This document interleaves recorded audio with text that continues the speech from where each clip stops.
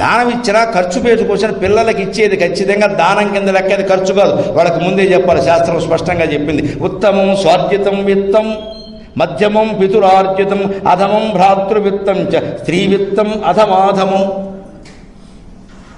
ఎప్పుడైనా సరే మనుషులు ఎవరైనా ఆడా మగ ఖర్చు పెట్టుకోవాలంటే ఉత్తమం స్వార్జితం విత్తం. నువ్వు సంపాదించి నువ్వు ఖర్చు పెట్టుకో, అది ఉత్తమం, మంచి పద్ధతి, నెంబర్ 1 పద్ధతి. రెండోది, పిల్లలు ఉంటారు విద్యార్థులు, వాళ్ళకి సొంతంగా ఎలా సంపాదిస్తారండి? తండ్రి ఇచ్చిందే తీసుకుంటారు, తల్లి తండ్రి ఇచ్చింది. కానీ మధ్యమం అని భావించాలి వాళ్ళు. మనమే చెప్పాలి, మధ్యమం పితురార్జితం. అబ్బాయి నీ ఇష్టం వచ్చినట్టు ఖర్చు పెట్టడానికి వీలేదు, మేము ఇద్దరం సంపాదిస్తుంటే వస్తుంది ఇక్కడ, నువ్వు జాగ్రత్త ఖర్చు పెట్టని చెప్పాలి. అందుకని వాళ్ళకి హక్కు అంటే అనుకో, ఊరుకోకూడదు. నీకు హక్కు ఏం కాదు అబ్బాయి, ఇస్తున్నావు, తోడు ఊడిపోతుందో చెప్పాలి. అది మధ్యమ మార్గం. తల్లిదండ్రుల యొక్క సొమ్ము తీసుకుని విద్యార్థి దశలో ఖర్చు పెట్టడం అది మధ్యమ మార్గం, సెకండరీ సోర్స్ అని అర్థం దానికి. వాడికి హక్కు లేదు అక్కడ, మనం ఇస్తున్నాం కాబట్టి తీసుకుంటాడు అంతే, లేదా మానేవలసిందే. ఇచ్చిదానికి లెక్క చెప్పాల్సిందే, ఖచ్చితంగానే ఉండాలి అక్కడ, మమకారం పనికిరాదు. అధమం భ్రాతృవిత్తంచ, అన్నదమ్ముల సొమ్ము ఖర్చు పెట్టాల్సిన పరిస్థితి వచ్చింది. చాలా జాగ్రత్తగా ఆలోచించాలి. అధమం అంటే అన్నగారు అధముడు కాదు, ఆయన సంపాదన అధమం కాదు. ఆ సొమ్ము మనం తీసుకోవడం అధం, ఆ ఉద్దేశం అది. ఎందుకంటే అన్నగారు మనవాడే, వదిన గారు పరాయవుడే కదండి. ఈ తమ్ముడికిను చెల్లెలకి మొత్తం పెట్టేస్తుంటే ఆవిడ ఏమనుకుంటుంది, మనకి 2 పిల్లలు ఉన్నారు ఇక్కడ పెట్టేస్తే అలా అనుకోదా అండి? అనుకోవడం మాత్రం తప్ప.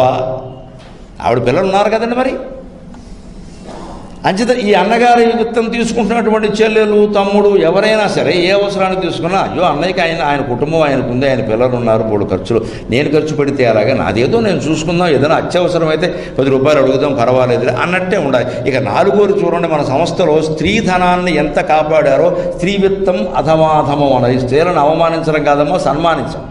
స్త్రీకి పుట్టింటి వారు ఇచ్చినటువంటి ఎకరం పొలమో బంగారమో డబ్బు ఉందే, అది భర్త తీసుకుని ఖర్చు పెట్టడం అంటే అంతకంటే నీచమైన పని ఇంకోటి లేదని చెప్పారు. అంత ఇదిగా స్త్రీ విత్తానికి రక్షణ కల్పించింది భారతీయ సంస్కృతి. మనం జోహార్లు చెప్పాలి. ఎందుకంత రక్షణ కల్పించింది? ఇప్పటి పరిస్థితి కాదు, పూర్వకాలం చూడండి. ఇప్పుడు చదువులు లేవు, ఉద్యోగాలు ఉన్నా అప్పుడేం లేవు. ఈ మగాడు ఏదైనా దుర్వ్యసనాల పరుడై ఆస్తి పాడు చేసేస్తే, మధ్యలో వీడు ఏదైనా గుండెపోటు వచ్చిపోతే ఆ ఇల్లాల పరిస్థితి ఏమిటి, ఎలా బతకాలి? ఇవన్నీ ఊహించే పుట్టింటి వాళ్ళకి అసలు డబ్బులు ఉన్నవాళ్ళు పసుపు కుంకం అని చెప్పేసి 5 ఎకరాల పొలం, 2 ఎకరాల పొలం, ఏదో 10 కాసులు బంగారం ఇవన్నీ ఇచ్చేవారు. పసుపు కుంకం అనేవారు, దాన్ని డబ్బు అనేవారు కాదమ్మా. పసుపు కుంకం అంటే ఆ ఇల్లాలు ఇంటైనా కూడా పసుపు కుంకం కాపాడుకున్నంత గౌరవంగా ఈ ఆస్తిని కాపాడుకోవాలని. మా అమ్మాయికి పసుపు కుంకం కింద 2 ఎకరాలు ఇచ్చామని చెప్తారు ఇప్పటికి. ఎకరాల పొలం రేట్లు చెప్పరండి, పసుపు కుంకం కింద ఇచ్చంటే ఆ ఇల్లాల సౌభాగ్యంతో బాగుండాలి, ఆవిడ జీవితంలో ఏ లోటు రావద్దు. భర్త ఉండడం లేకపోవడం అది వేరే, దురదృష్టాలు అదృష్టాలు అవన్నీ తర్వాత ఉంటాయి, దానికి ఎవరు బాధ్యత వహించలేదు.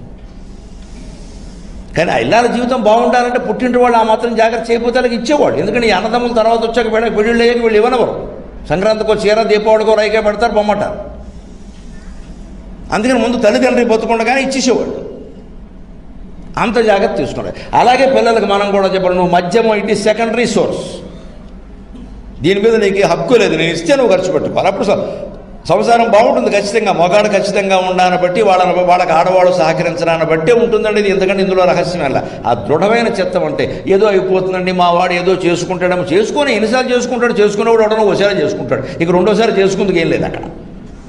ఇలాంటి బెదిరింపులకు లొంగకూడదు ఎవరు.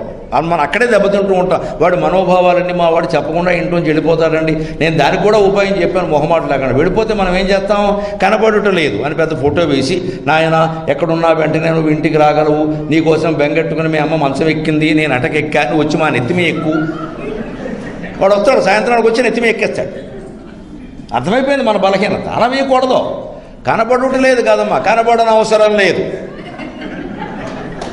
పెద్ద ఫోటో జూమ్ చేసి వెయ్యాలి, మళ్ళీ బుద్ధి రావాలి. మళ్ళీ వాడికి కాదు, వాడి ఫ్రెండ్స్కి కూడా బుద్ధి రావాలి. వీళ్ళ నాన్న ఎలాంటి వాడో తెలిసి రావాలి. కనపడడం అవసరం లేదు అని వేసి అంటే ఇతరులకు కూడా లెక్క. ఎవడ కనపడితే మా వాడిని తీసుకురాకండి, అనవసరంగా మీరే పోషించుకోండి.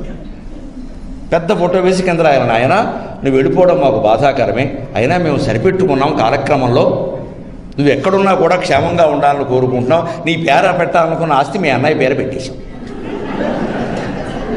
ఆయుర ఆరోగ్య భోగభాగ్య అష్టైశ్వర్య అభివృద్ధి రస్తు అని ఒక ప్రముఖ పత్రికలో ప్రకటనిస్తే ఈ సన్నాసి సాయంత్రాన్ని తిరిగి వస్తాడు. ఎందుకంటే వీడికి మనమక్కర్లేదు, ఆస్తి కావాలి. అయిపోయి ఆస్తి రాసేటప్పుడే వచ్చేస్తాడు ఆయన. ఈ తెగింపు ఉండాలమ్మా ఇంటి యజమానులు మొహమాటం లేకుండా చెబుతాం. అది మనకు లేదు. ఎందుకంటే అహంకారం మమకారం మనం అందరం చాలా ఎలా ఆలోచిస్తూ ఉంటే వేదాంతం విషయంలో అహంకారం శత్రువు అంటే మీరు అందరూ అంగీకరిస్తారు, మమకారం శత్రువు అంటే అంగీకరించలేరు. మమకారం గొప్ప విషయం కాదమ్మా. అహంకారం కంటే పెద్ద శత్రువు మమకారం. శ్రీగే లలితాదేవి రామాల్లో చూసుకోండి. నిర్మమ మమతాహంత్రి నిష్పాప పాపనాశిని. నిర్మమ అమ్మా నీకు మమకారం లేదు, మమతాహంత్రి మాకున్న మమకారం కూడా తెంచేస్తావు, అదే నీ గొప్పతనం. ఎందుకంటే నిష్పాప పాపనాశిని, సకల పాపాల్లో 90% పాపాలు మనం మమకారం మీదే చేస్తాం. అహంకారంతో చేసేవి తక్కువ, మమకారంతో చేసే పాపాలు ఎక్కువ. ఒక మనిషి తన భార్యకి తనకి సంపాదించుకోవాలంటే ఈ రోజుల్లో కూడా 2 కోట్ల ఆస్తి చాలండి. 1 కోటి 2 కోట్ల పని, 100 కోట్లు ఎందుకండి? ఇంకా పిల్లలు, వాళ్ళ పిల్లలు, తరాలు 10 తరాల వరకు. ఏమిటి అంత అహంకారం, ఏమిటి అంత మమకారం, ఏమిటి అసలు నీకు? అంతవరకు నువ్వు ఉంటావా? వాళ్ళకు కూడా నువ్వు సంపాదించి ఇవ్వాలా? నీకు నా భార్యకి సరిపోలేదా? నువ్వు నీ భార్య ఇద్దరే కదా, సరిపోలేదా? ఎదిగిన పిల్లలు వాళ్ళు సంపాదించుకుంటారు, మనకేం పనండి? దానికి మనమే ఇవ్వాలి, వాళ్ళ పిల్లలకి మనమే ఇవ్వాలి. ఎందుకంటే నేను చాలా కష్టాలు పడ్డానండి చిన్నతనంలో. మా పిల్లలు పడ్డాను, నాకు ఇంతకంటే అజ్ఞానం ఇంకోటి లేదు. పిల్లలు కష్టాలు పడకూడదు, కానీ కష్టపడాలి. ఖచ్చితంగా కష్టపడే చదువుకోవాలి. కష్టపడడం వేరు, కష్టాలు పడడం వేరు. మనం కష్టపడ్డాం కాబట్టి వాళ్ళు కష్టపడకూడదు, వాళ్ళు కష్టపడాలి, తెలియాలి వాళ్ళకి. వాడు సైకిల్ మీదే వెళ్ళాలి కాలేజీకి, బండి కొన్నాను చెప్పాలి ఖచ్చితంగా. సైకిల్ మీద వెళ్తేనే తెలుస్తుంది, చెమట కారుతుంది, ఒంటికి మంచిది. వీడు మళ్ళీ బండి కొంటాడు, ఒంటికి చెమట పట్టదు, ఇంటికి వచ్చి మళ్ళీ అంటాడు టీఎంటీ అని వాడు కొంటాడు ఇక్కడ 20,000. ఎందుకంటే జిమ్ము, ఎక్సర్సైజు, ఎందుకంటే ఒళ్ళు పెరిగింది. మరి పెరగదు, బండి మీద ఎక్కితే పొట్టొచ్చింది. 6వ తరగతి కుర్రాడికి కూడా ఏమిటో మొత్తం బకాసురుడు అంత పొట్ట. ఇప్పుడు హోంవర్క్ చేసుకుందుకు లేదు, ముందు వంగలేడు. 6వ తరగతి వాడికి 60 కేజీలు పొట్ట. దీనికి మళ్ళీ ఏమిటి? ఎక్సర్సైజు, జిమ్, మళ్ళీ అదో దండకి ఇక్కడ. దీన్ని ఏం చేస్తారు? పెద్ద యంత్రం కూడా కొంటారు, ఇలా ఉంటుంది కదా, ట్రెడ్మిల్ టెస్ట్ ఏదో అంటారు, ఇలా అదే పరిగెడుతుంది. వీడు పరిగెట్టు, దాని ద్వారా పరిగెడతాడు. అది కొంటారు. అదంతా ఇవాళ 25,000, ఇదివరకు ఎప్పుడో 10,000 ఉండేది, ఇప్పుడు 25,000 ఉంటుంది బహుశా, ఉంటుంది కదా, కొంటారు. దాని మీద వీడు ఏం చేస్తాడో పట్టుకుని ఈ 4 రోజులు ఆడతాడు. తర్వాత 5వ రోజు నుంచి దాని మీద జాకెట్లు తువ్వాళ్ళు ఆరేస్తారు. ప్రతి ఇంట్లో జరుగుతున్న భాగవతం. నేను ఇంట్లో విషయాలే మాట్లాడతాను. ఎక్కడో పురాణాలు చెప్తే ఏం ఉపయోగం, మన ఇంట్లో చెబితే అర్థమైపోతుంది, ఏరుగా పిక్చర్ కనపడుతుంది అక్కడ. అంటే తువ్వాళ్ళును జాకెట్లు బనీన్లు ఆరేయడం కోసం 25,000 యంత్రమా? కొబ్బరితాడు సరిపోదా?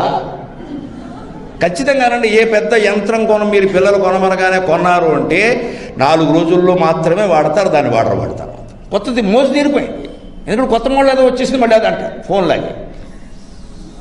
చూద్దామని వాయిదా వేస్తే ఒక 6 నెలలు అయ్యేసరికి మనం కొనం కాబట్టి వాడు నిగ్రహించుకుంటాడు, లేదా అవసరం లేదని వాడే తెలుసుకుంటాడు, ఏదో ఒకటి జరుగుతుంది. అప్పుడు దానం చేసినా, పిల్లల ఖర్చు కోసం డబ్బులు ఇచ్చినా అన్నీ బాగానే ఉంటాయండి. అంటే పిల్లలకి ఖర్చు కోసం ఇస్తున్న డబ్బును కూడా దానంగానే భావించమని వాళ్ళకి చెప్పాలి. నీకేం హక్కు లేదు, ఇక్కడ నేను సంపాదించి నీకు ఇస్తున్నా, గుర్తుపెట్టుకో అని చెప్పాలి ఖచ్చితంగా. ఎదిగిన కుర్రాడికి, ఎదిగిన అమ్మాయికి. లేకపోతే ఇష్టం వచ్చినట్టు ఖర్చు పెడతారు. తండ్రి ఇవ్వకపోతే తల్లిని, తల్లి ఇవ్వకపోతే తండ్రిని మొత్తం మీద గిల్లేస్తారు. ఇక్కడ ఇద్దరం లొంగం, మీ ఇద్దరం ఒక్కటే. మీలో విభేదాలు ఉండొచ్చు, మా ఇద్దరిలో విభేదాలు లేవు. నాకు ఆయన దిక్కు, ఆయనకి నేను దిక్కు అని ఆడది చెప్పాల్సిందే మొహమాటం లేకుండా. నేను మీ నాన్న పార్టీ అబ్బాయి, నీ పార్టీ కాదని చెప్పాలి. అంతేగాని ఇటు వీరిని వారు వ్యతిరేకించి, వారిని వీరు వ్యతిరేకించి పిల్లల దగ్గరే రకరకాల మాట్లాడితే వాళ్ళకి లోకమే